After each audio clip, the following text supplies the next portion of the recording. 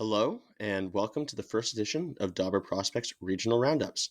In these videos, we'll be looking to give a more in-depth and focused look at some of the draft eligibles with the draft quickly approaching. I'm Luke Sweeney. I'm our Director of North American Scouting, and I'm joined today by Whittaker Hart, Anni Karvinen, Kareem Ramadan, and Austin Kelly. Austin and Whittaker are two of our crossover scouts, but all four have really been doing very extensive crossover work in the USA this season, um, thanks in part to weaker draft years from Finland and Russia. Anyway, without further ado, let's jump right in. I suppose we should might as well start up at the top with James Higgins, who remains our number one player out of the United States, despite kind of a tough year for him in some people's eyes. Like in our eyes, I think probably a half decent year, all things considered. I know you watched a lot of him, Annie. So why don't you give us your thoughts on how James Higgins' this season has gone so far, and maybe how our feelings differ from the consensus a little bit. His overall season, maybe it's been a bit underwhelming, but overall point per game season is still good at NCAA. The tools are still there. His skating is elite. Vision, playmaking, it's all there. Especially in this draft class, his skill it makes him at least top five pick, top three in my opinion. I feel like he has uh, underrated two-way game. He can change directions quickly. I feel like the concerns with him, I understand them, but also I feel like some people are maybe overanalyzing him a bit. So long he was the uh, consensus top pick and hasn't been that dominating, but still I feel like um, his skill is elite and he deserves a high draft pick, especially in this year's class. Wondered if Whitaker had anything to add to the Higgins discussion. Yeah, I think he's been an interesting one all year. I think obviously some people have soured on him quite a bit. I think some have soured on him a little bit. Personally, I've had my struggles with him. I think that there's been times when he's played in tighter checking games and disappeared. I think there's been times when he's making a play that doesn't happen to be there, and I think that happens a little too often to the point where it's a habit. The concerns are warranted for sure. I don't think people are hallucinating mistakes into his game, but at the same time, in a draft like this, when you have a player that's a point per game in the NCAA, that mechanically, in my opinion, the best player in the draft, except for maybe Schaefer, but I think Higgins, the way he skates, this body, the strength, the way he moves, is maybe one of the best in this class.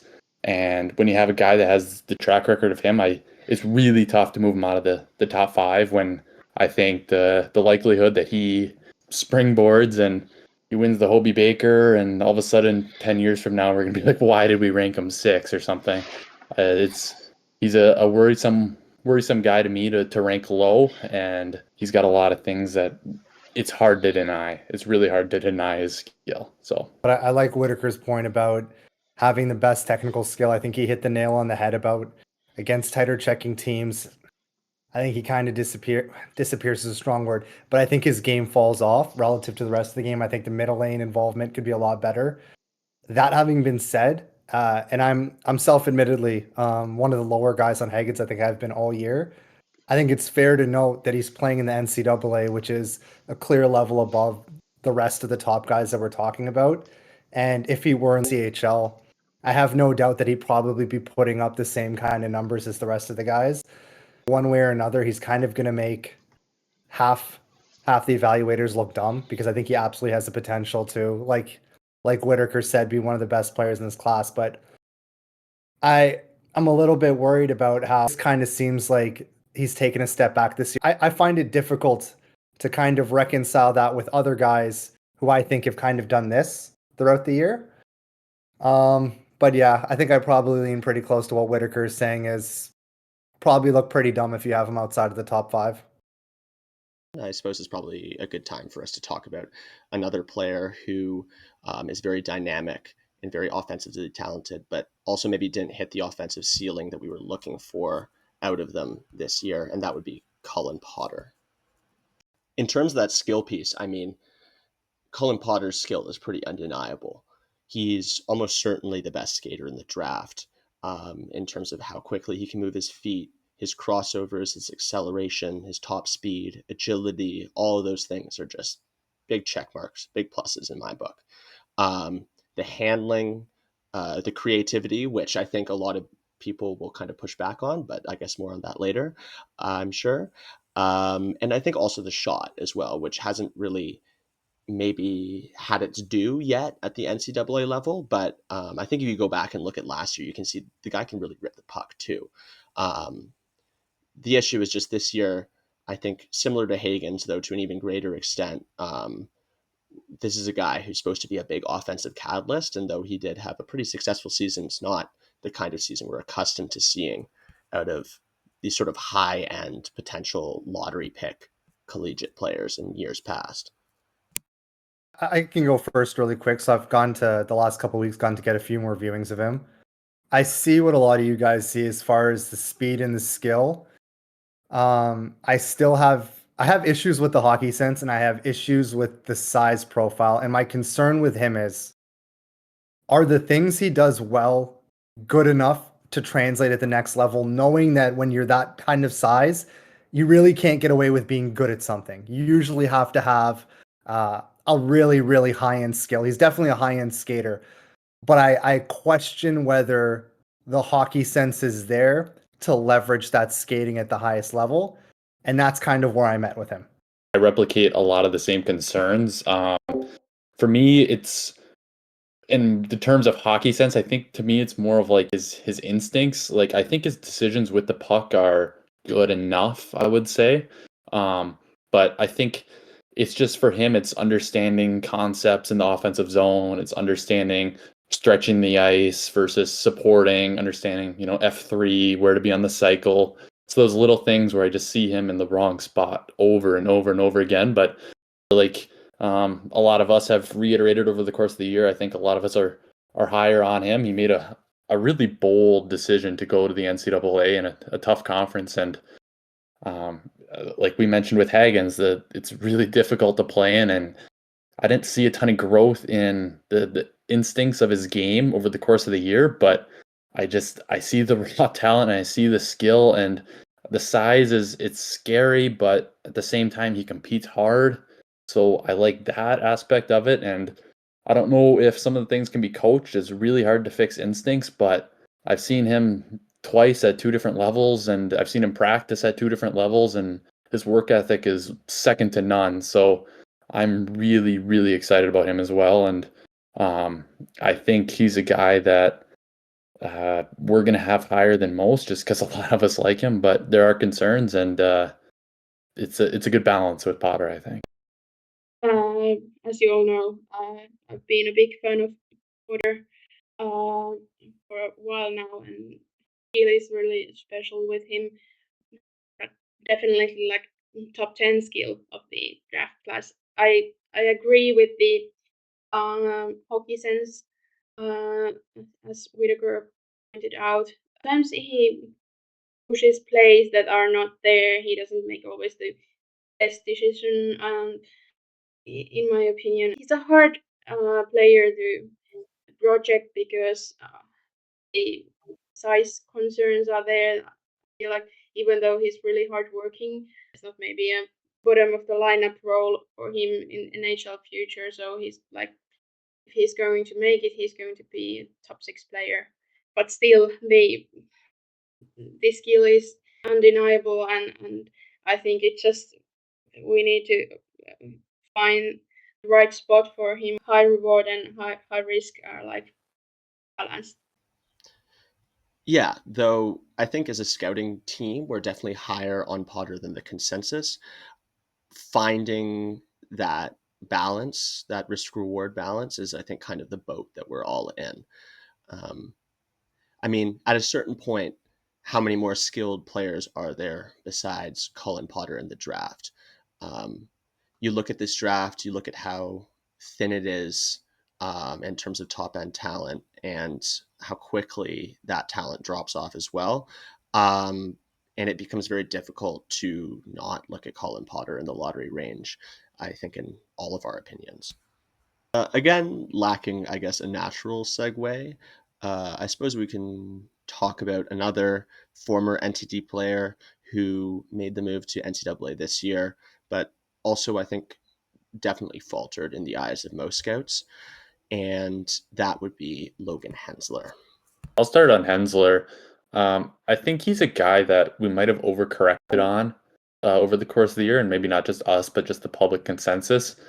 He wasn't pretty at the start of the year, I wouldn't say, and he went to the World Junior and he was good, not great, but at the end of the day, like you step back and you look at his profile, and he's a 6'2" kid, he's strong, he's right-handed, he makes a good first pass, he handles the puck well, he's a good rush defense profile, he's strong, he's mean. Like you start to add some of these things up and you compare him to other guys in this draft that are defensemen in those similar ranges, and you start to feel really good about Logan Hensler. So I think he's a guy that I think people faded on over the course of the year. He came into the year with a lot of hype and saw him start to slip. And I think some people are moving him back up. And I think he's a guy that I'll personally be hoping we have decently high as we go into our final rankings, because he's a safe bet in a not very safe draft, in my opinion. So he's a guy I've experienced the course with, I guess, over the course of the year.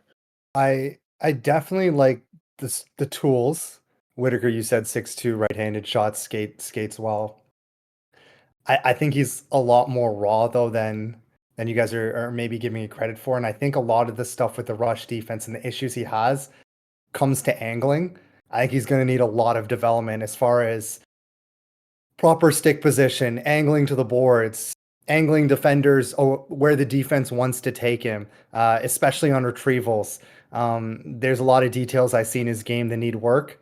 To be fair, that's something that I think most coaches would tell you NHL players need development on too. But I don't see him being a high involvement offensive guy. So to me, those kind of details, like leveraging the winning puck battles, even more so than the decision making, to be honest, is what he does away from the puck, I think is going to be so crucial to his ultimate upside. And this is a case where I kind of talk about it all the time, but I just wish we had that character piece where we know what kind of guy he is and what kind of work ethic he is, because I think those details, and I think it's the most important thing, like above skills, above skating, above all that stuff, is what kind of person you are and what kind of work ethic you are. I think that's especially important with this kind of profile. And so it makes evaluating a guy like this hard for me, because I think those details are a lot harder to learn than maybe you guys are giving credit for. Like, I don't think it's just a systems thing. But that being said, the toolkit is what it is, and not many guys have that. So like you kind of said, Whittaker, it's a relatively safe package in a draft where there's not that many kinds of guys. Yeah, it's like the details. It's like some guys you can just like throw it out there, hey, like put your stick right here, and all of a sudden it's just like that. And then other guys, it might be a career of it. Yeah, so it's a good point with the character, and he's got a long way to go, I guess. But I think he's a really good option compared to some of these other defensemen.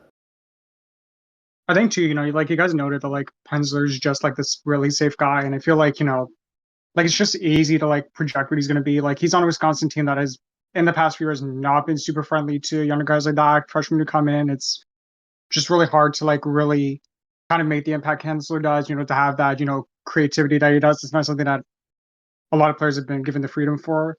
I do agree with you guys. I think he's a safe guy. I think he is a good bet to play in the NHL. But I mean, I've liked him, like I said, like just that puck movement, being able to find his spot. And I just, like, I see it as an NHL piece. I just wonder, like, how high is it going to be? Because nothing really impresses me, like, when I watch his game. Like, there's nothing, like, wowing me. Like, like the way that, Sasha Boumediene wowed and, like, the under-18s. Like, there's not anything I feel like with Hensler. Like, I feel like he's a guy who's, like, you can look at him and say, oh, yeah, he has everything in him to be an NHLer. But, like, what stands out where it's like, like you see him in like the lottery and most mocks, and it's like, like what tool is like going to make him like that top 4 defensemen like in the NHL? That's like the question I kind of think.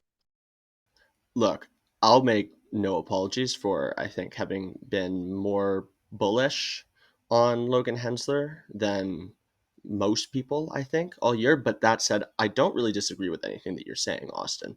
But also, that said, I think it's important to remember that there is going to be almost certainly only one number one defender out of this class, and that is Matthew Schaefer. Barring a massive developmental change for Jackson Smith, I suppose that could maybe happen, but otherwise, I don't think that we're going to get another one. I mean, Redeemerka might have something to say about that too. Oh, absolutely. And I've got a lot of time for Radim Murka. The point just kind of being is that I think we need to temper our expectations a little bit when it comes to this defense class that I think as a whole is very weak. But yeah, I mean, it's just, again, kind of similar to Potter's. There's not many better options once you get down to it, even if that potential is kind of just as a 3 or 4 defenseman. See like 4 or 5 upside as well. But in this draft class, that's saying more than a lot of guys. And I mean, the reality of it is, and we see this every single draft, it's supply and demand. How many right shot defensemen that are bigger there in the draft? And we know teams are looking for that. So he's going to go high as a function of that alone. And so I think we need to bake that into our projections a little bit. I'm just kind of curious where you guys fall on if you're looking for a big right hand, like a big defenseman, and you're kind of outside of that, I don't know, top 10, top 15 range. Are you looking at a Logan Hensler or a Carter Amico, who more raw, but also brings a lot of those same intangibles and is super athletic to boot? I think Amico's another guy that was overcorrected on a little bit. And there's the injury, obviously. And I think we just got word that he's going to be good to go for the combine, which is very encouraging. But I kind of circled back on him because I dropped him and I was realizing like, why did I drop him? Like, I liked him earlier. I never really saw him poorly. And he's really raw as well. And he's athletic, and he's actually back in my first round personally. And I think that he's a guy that we might have some talks about as a when you get to that back end of the first round and what are you looking for. I think Carter Amico might be a guy that some team's gonna say, hey, like, he's healthy now, he's he had an injury, but beyond that, like, he's big, raw, he skates well. Like, I totally am in on Carter Amico as well. Like, he's another guy that I think the injury, and then we faded him, and I think he's really good. I think I maybe overcorrected a little bit. I was a little too critical of his skating, I think, earlier in the year, particularly on the pivots. The reality is, guys that size, it's harder to pivot. So there are going to be some issues. But how many guys, what is 6'5" guys? Oh, there you go. Like, how many guys have that size, are athletic, and actually have a feel in the offensive zone? Now, at the next level, I actually want him to pull back on that offensive stuff because I don't see that as his game. I see him as more of a shutdown, maybe two-way guy. But those are things that I think are fairly easy to do. The things he does do are a lot harder to do. And in a draft that's really just absent of good defensemen, and particularly good big defensemen, yeah, I agree with you, Whittaker, wholeheartedly there. While we're on the topic of big American defensemen, I feel like it's probably worth bringing up two of the biggest ones, which is Sean Barnhill from Dubuque and Jacob Rombach from Lincoln. Both not super similar players. I mean, Barnhill is a phenomenal skater, but I think has more work to do on the defensive end. But Rombach is like a wet blanket. He just throws himself over guys, is just a suffocating defender, and is pretty physical. I think he probably has some more kinks to work out, obviously, but for the moment, he's very promising, I would say. Rombach's pretty good. He's a guy like Andy's going to the Gophers, which is just a defenseman factory the last like 2 or 3 years. So yeah, I think those guys will go pretty high. This is probably a good time to take a look at probably the last defender that we're going to discuss, and probably the last USA defender who could likely figure into the first round, and that's Sasha Boumedienne, a Swede who's been on the radar for a couple of years. He's notable for the big shot, and but kind of has struggled to find his footing a lot in the NCAA this season. So I think I'd just pass it around the horn and see what other people think. Well, first of all, I like that he was able to showcase his offensive potential in the under 18s. I don't know if he projects to be like a power play quarterback or that sort of defenseman, but I like that he has the ability to create offense from the blue line, and he's got really good shot. There's he was in in some struggles, especially in the start of the season, but I feel like he got better as the season went along, and I feel like there's potential to be, I don't know, number 4, number 5 defenseman, two-way guy. No, there's. I feel like he's still quite raw. There's definitely things he needs to improve. His backward skating and pivots are sometimes a bit rough, but overall, I like his package a lot, and well, he's in my first round at least. I don't know what you guys think of. Yeah, I'm not that high on him personally.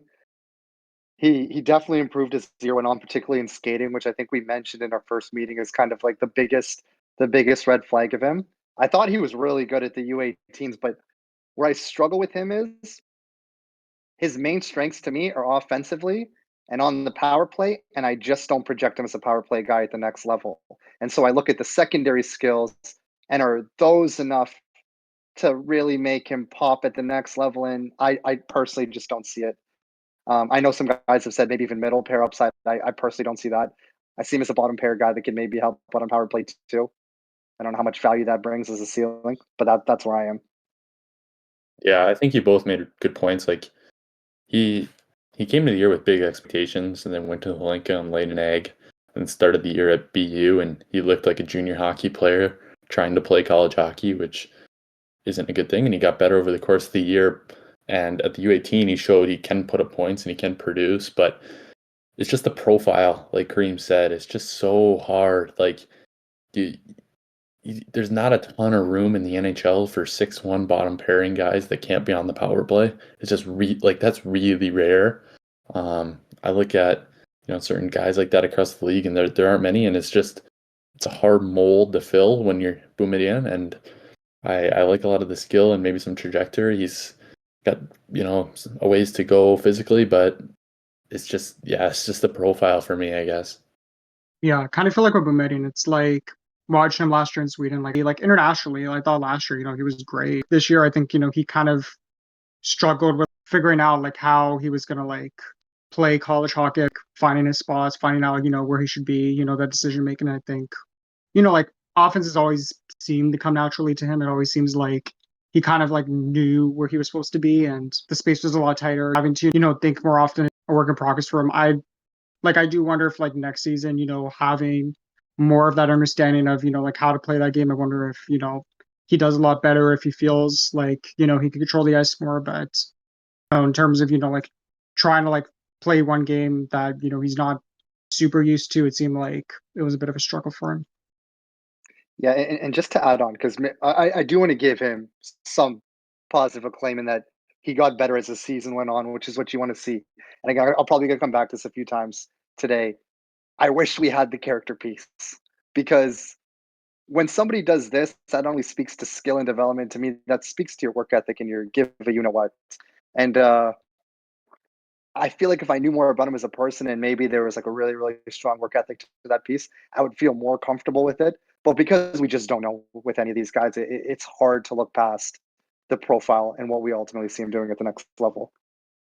Yeah, like I was saying, like, like watching him 2 years ago in Sweden, like he was really good in transition, having that open ice, like to have more space. And it's like now it's like he's having to find that game where, like, it's so scarce to find, open ability to, make plays, to make offense, to play in transition. And I think, that's still just a work in progress for him. Like, and at the NHL, it's just going to get harder and harder. So, I mean, for me, it's like, like how much can he keep up with the fact that like what he does well is like going to be less and less.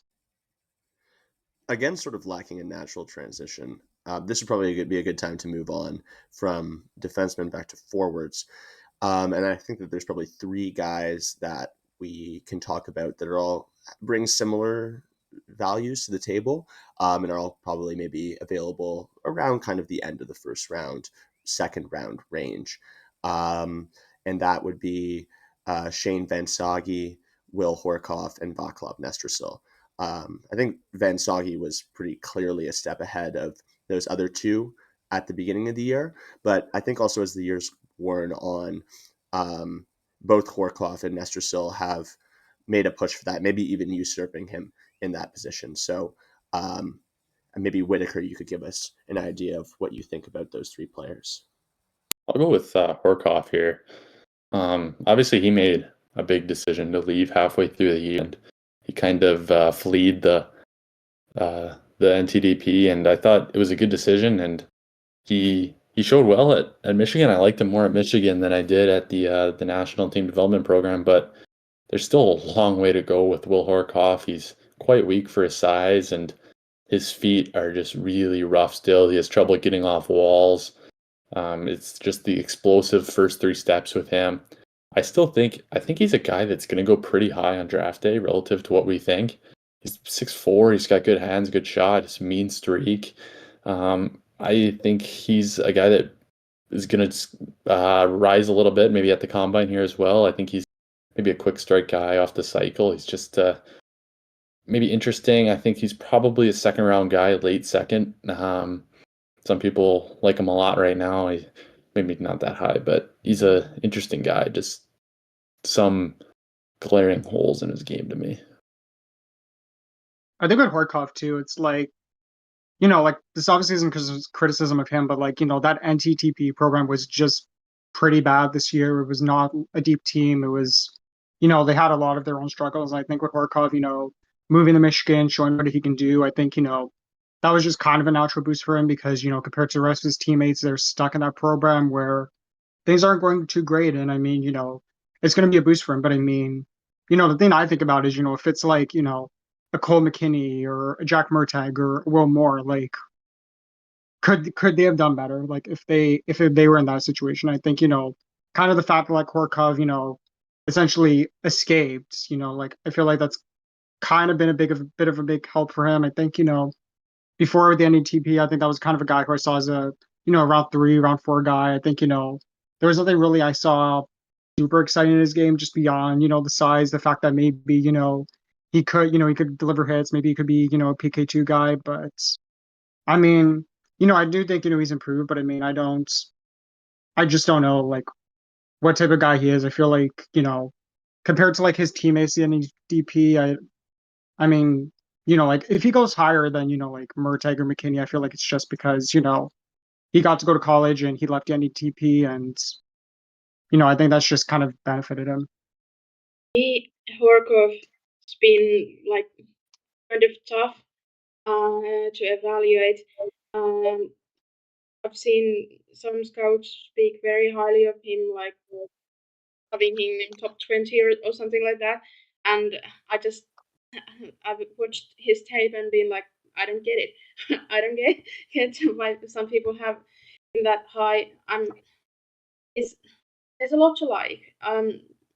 Obviously his profile and size. I like his hockey sense IQ. He has a good shot. He can get the shot quickly to the net. But then, as Whittaker mentioned, the skating stride and the way he moves looks rough. There's flashes of skill, but it's very inconsistent. And I feel like with his size and there's a lot of runway, but still I feel like there's a lot where he needs to improve to be able to play NHL. Yeah, so both big guys, both I think have good kind of playmaking instincts. The big difference for me with Nestrasil is he's trusted by his coaches in all important situations. So 6v5 down a goal, Nestor Sills on the ice, protecting a lead, Nestor Sills on the ice, power play PK, Nestor Sills on the ice. Like you can learn a lot about a player just by seeing what kind of situations the coach puts them in. And it really doesn't matter what the situation is. When the team is in need, Vaclav Nestorsil is on the ice. So that right away tells me he's a character guy. He's got good details. He's got good work ethic. And then you pair that with the size and the skill, and he's somebody I'm really coming along on personally. And I think too, like he's not like on the power play on the PK just because like he's a big guy, who can have a bit of offense. Like he works hard. Like he does not take a shift off. I think he's really smart. He's really engaged, and I think the way he plays is just it's just super projectable. Like just being able to do a bit of everything in all situations. Like be a bit relentless. I mean, he's not the most exciting guy, but I think like just that workmanship, just that ability to like stay engaged and have that long reach. I think it's just something that like it's really easy to see him as like a bottom six guy. If he's on that first or second penalty kill, I think that's just completely realistic, just because of how hard he works and how well he plays. I think it's just one detail, sorry, I just forgot about. I wanted to bring up, and it's a small detail, but it's unbelievable how often Whittaker. You could probably speak to this more than I can. It doesn't happen at the lower levels, where on the forecheck he will consistently steer D1 towards F2. It's a basic thing. So many guys don't do it, and he does it every time. Yeah, it's true. And I like what you said about the coach piece too, because a lot of time we get mad at certain coaches for not playing certain players, and we blame deployment, a lot of times. And not every coach is the brightest bulb, I guess, but not every coach is also an idiot. Like guys are trying to keep their job, like they have to keep their job to put food on the table for their family, and they're going to play the players that they think have the best chance to do it. So I think that's a perfect example of a guy that he's been one of my favorites all year. I saw him in the fall and was like, he's even more raw than he is now, and he's just blossomed, I think. And there's rumors that he might be playing in the Western League next year, which I think would be huge for him. I don't think he should rush into college. I think he's a guy that should, take the marathon instead of a sprint to the NHL. And if his development goes right, I think it could be a monster in a bottom six. I guess this kind of brings us to Van Soggy to kind of round out this trio. Van Soggy is definitely a guy I had a lot of time for at the beginning of the year, and I think I still have some time for it, but I don't know. I mean, watching the last few games of the year, it really, I think, hammered home some of the limitations of his game. I mean, it was difficult for him to make plays towards the end of the year, and I think the checking upside is still obviously there, but I have more questions about the offensive upside than I did earlier on in the year. I still like him because all these players are similar as far as size, but they play different games.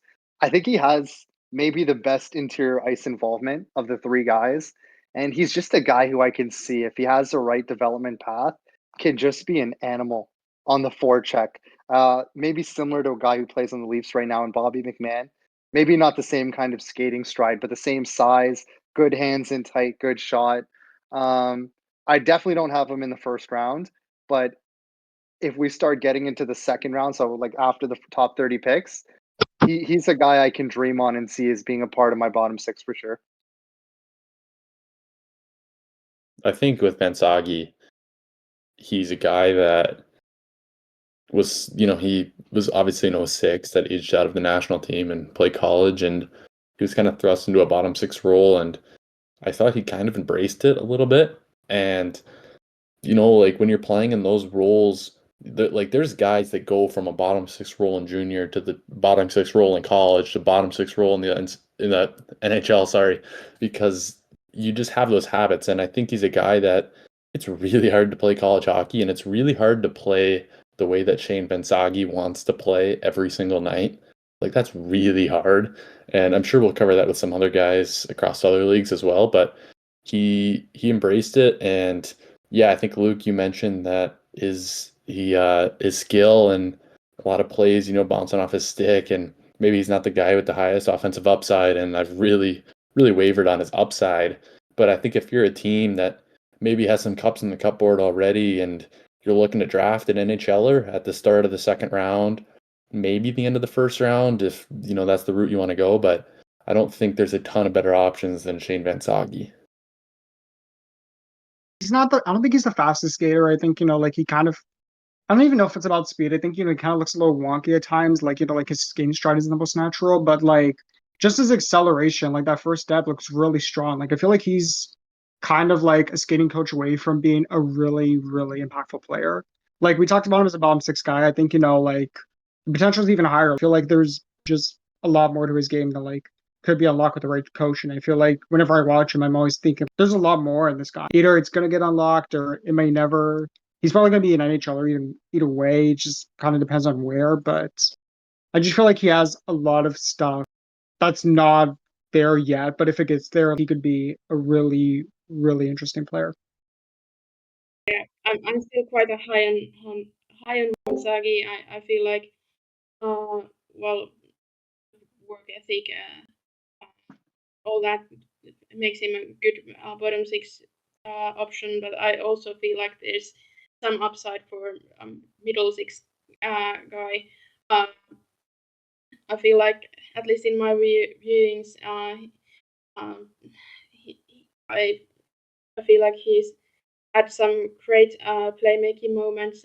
He's been able to dish the puck near the net and create scoring chances. And at least I think in 2 or 3 games I watched, he could have had like several assists if his line mates were able to score from his passes. So I feel like there's slight chance he has a bit more offensive upside, but in any way, I feel like he's a good bet to make the NHL as a bottom six guy. I think Riker Lee is a guy that maybe I want to talk about. He's probably a decent option if you're looking for an upside swing on some skill in the top of the second round, I'd imagine. But I've had some issues with his game over the course of the year. His skill is undeniable, and he's produced at every level where he's played the last 2-3 years, and won Rookie of the Year this year. He's headed off to Michigan State, I think, in the fall. But sometimes I see him cheating for offense a little bit more, and I think that might have inflated his numbers. I think he's a really good power play guy, which is obviously a big feather in the cap. But the skating element, I don't see an NHL level skater. I think I see a below average guy. The decision making, I think, he's gotten a little bit too much credit on over the course of the year. I've seen some really, really rough games out of him, but if you're looking for an upside swing in the early second round and you want a guy that has some hands, has a shot, is working on some details in his game that I know of, and he's a good option, but I'm a little sour on Lee after the last month or two, for me personally. I think I'd go a little bit further than saying he's a below average NHL skater. I think he's a kind of a poor skater at the moment. I mean, there's going to be a clip that'll probably run up here at some point where you'll see him on a breakaway and it looks like he's about to fall down the entire time. I know a lot of that is mechanical issues that have arisen from a big growth spurt that he's had, but at the same time, like, his skating is not good right now, and it is definitely not NHL level. And I think that when you compare that with, I think, the concerns that you have about his offensive upside in terms of like cheating for offense, and as well, like you said, the intelligence of his game, I also kind of agree that he has made a lot of those. He attempts a lot of very risky passes that look really nice when they work out, but look really bad when they don't. And those have been happening a little bit too often. So I would agree. I think Riker Lee is a fantastic skill upside option, but there are some more worrisome elements, I think, than some people have let on over the course of the year. On the other hand, though, Keevan's a guy I would like to talk about longer than we will, for just the sole reason that the highlight tape that is running over top of this right now is very fun to watch. Like, he is a very skilled player, very dynamic, but he struggles with the kind of higher level projectable offense. I mean, he can dangle guys one on one. He can skate He has good playmaking instincts and a good shot, but it's driving the middle of the ice that he does really struggle with. And I think that does kind of show up in his scoring totals. I mean, he probably has as much flash, as much pure skill as a guy like Riker Lee, but he finished way closer to a guy like Mason Moe or Sam Lorilla in terms of scoring. So there definitely, I think there are questions about the projectability of his scoring, even at the current level he's playing at. So we'll see how things go next year with Arizona State. I think that could be really fun, but we'll see. We'll see. I think he's an interesting player, but the skill level is maybe not totally coherent with the level of scoring that he's had.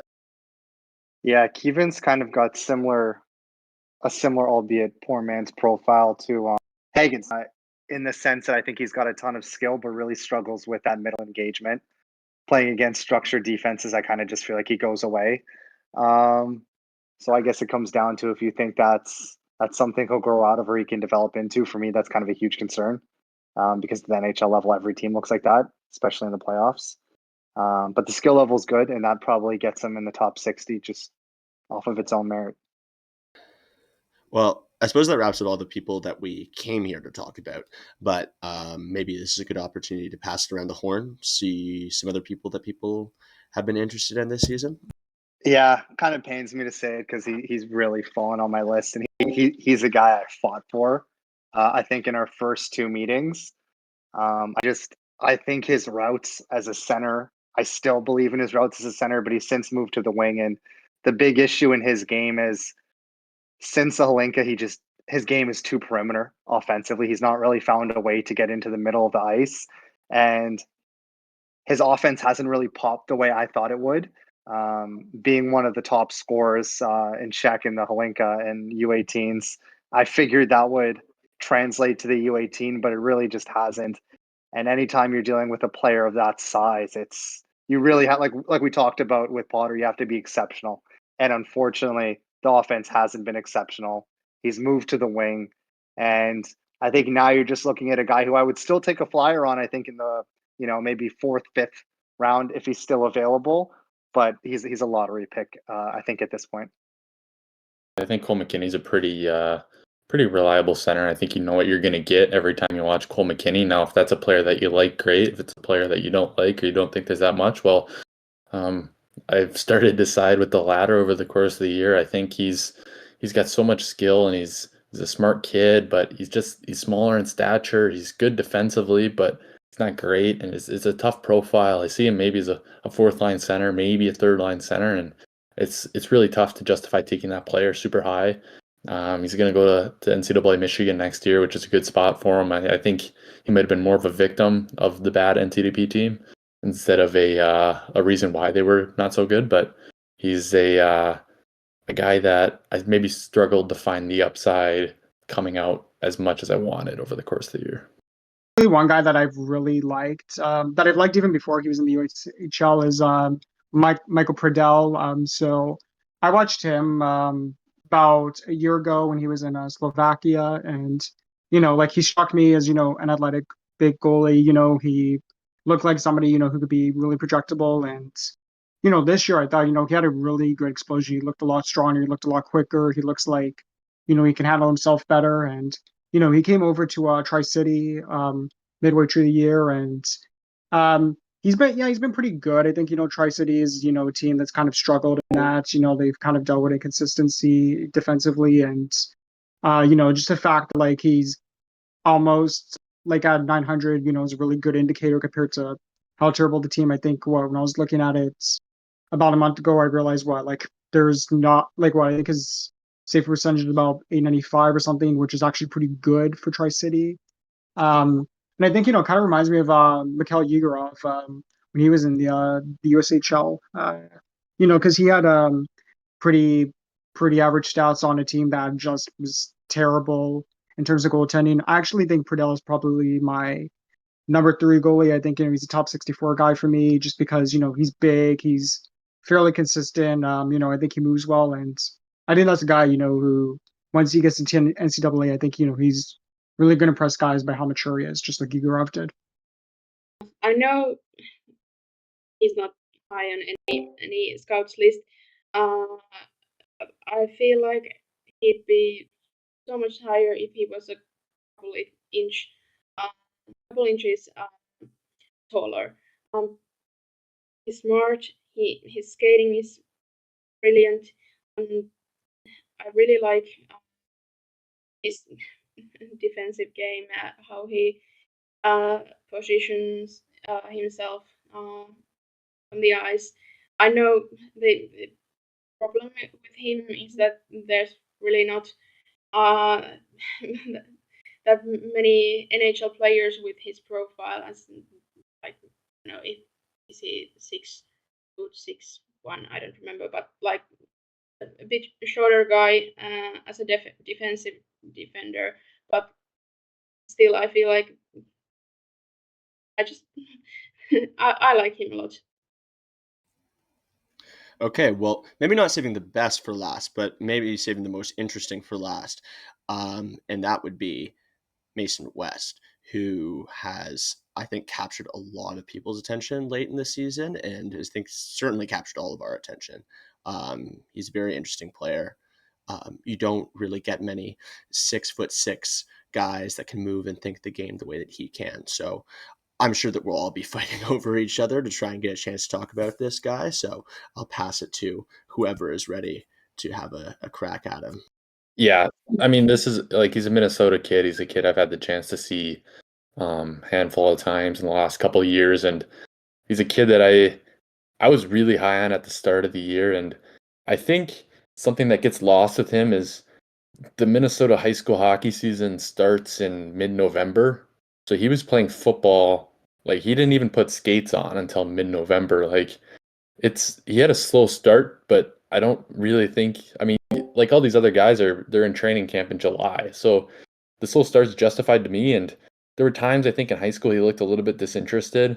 He was out there, like his engagement could have been a ton better. I thought his puck skills could have been a ton better, and he got to the state tournament, and I thought he was by far the best player on the ice in the first game, and the second game he had a natural hat trick in the first period against the number one team in the state.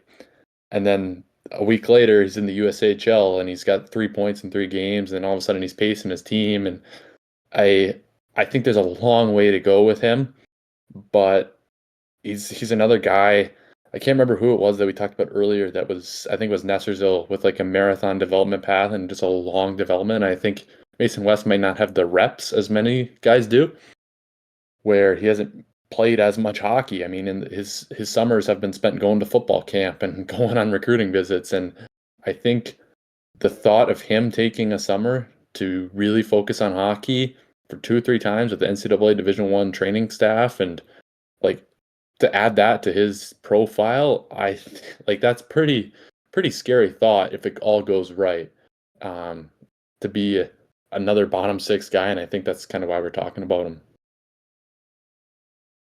Yeah, I was gonna mention the same thing, like just it surprised me like how well he did like in that high school tournament just compared to the rest of the year. I really feel like he turned on the Jets. He really like just seemed more comfortable taking over games, dominating, and then just, like really embracing being that number one option. And I think, like with him, like committing to play hockey, I think, like his mind's just set on, like being like even more focused and engaged than he's ever been. And I think that's, something that's just gonna help him if he's in the USHL next year, like full time. I think that's just going to be mentally like such a good thing for him because like his mind's just going to be there. Like he's just going to be focusing. I think you mentioned Asher too. I think like he's definitely in that tier. He's definitely a guy like that. Like who moves really well for being 6'5". Like has the creativity that scouts are really gonna like that comes with that package. Just that like level of maturity. Like you said, like Nestor, so he's a raw guy, but I mean like he's just a guy like who shows like those flashes of being more than what he is now. And I think he's just a really exciting guy. And I think like there's so much room to grow. And he's not gonna, and if he's not in the NCAA next year, I think like his development pack could really be strong if he takes the right way, like you guys said about Nestor. So I yeah, I love him. I think he's ultra competitive. Do we also want to mention just maybe briefly on Ryobkin just because he's going to get drafted? Yeah, I think at this point people kind of know the story on Ivan Rabkin. I mean, came in the year this super highly touted prospect, historic scorer at the MHL level, but those character concerns have really followed him around everywhere. I mean, he's scored at a point per game rate since getting to the USHL, which is obviously pretty solid, but he's also very dirty and is maybe the most penalized player in all of junior hockey this season on a per game basis. And yeah, he's just fallen for, I think, everyone. I don't think it has anything to do with what he does on the ice, to be honest. I think his ranking is going to be determined this week in Buffalo, the next, what is it, between June 2nd and 7th. I think, in fact, I've talked to people. I feel pretty confident saying that his draft position is going to be dependent on how his interviews go. I think we all know what the skill level is like when he's engaged and when he cares. Question is he engaged? Does he care what kind of guy he is? What kind of teammate is he? And I don't have the answers to those questions. I mean, I've never seen a guy like who's a point per game draft player like just look as careless as he does. He does look engaged. He doesn't look like somebody, who like really cares about playing like as a team unit. He makes a lot of sloppy passes. Like I feel like he's a guy who, like should be doing more. Like the stats suggest he really should be doing more. And I just watching him, I think like, how is this guy getting point per game? Like like this guy's he like Ryabkin's skill. Like we know he's skilled. Like this is a guy who for years he's shown he's skilled, and it's just for whatever reason, like he just looks disengaged. He just looks like he doesn't have it in him to like compete and show up every night. And I think when he's on, he's good player. It's just like he's reckless. He seems like he's not like having like the mindset to like wanna like do the right things, wanna like play smart, and I think that's just really going to hurt him. I don't know why he's gone down this path, but it's just the way it is with Repkin. And like I mean, like just based on the points, you'd feel a bit more confident about him just because he's put up a point per game. But my fears have not been alleviated watching him like in person. It's really funny to me to sometimes listen to the live commentary of these Rapkin games because I mean they hate the guy. They'll say stuff like, "Oh, here comes Evan Rapkin, hasn't picked up his feet once all game," and it's kind of brutal. I mean, it's funny, but it's hard to watch. I think he has potential to have like a level of interviews this weekend that like they're telling on Spin and Chicklets like 10 years from now, like stories about it. Like, I think he's potential for that. He definitely is. Yeah, I feel like I'm one of those USHL announcers because I spent so much time on that damn interview, on that piece I wrote about him earlier in the season, and he just made everything look so dumb. Like in less than a year. Like with Ryabkin, he's a top 10 talent. Like Ryabkin is a top 10 bona fide talent in this draft, but he has a do not draft mind, and that scares me. Agreed. All right, well, that wraps up our first regional roundup. Make sure to stay tuned for any other follow-ups, as well as for a lot of draft content coming down the pipe from Dobber Prospects. So until then.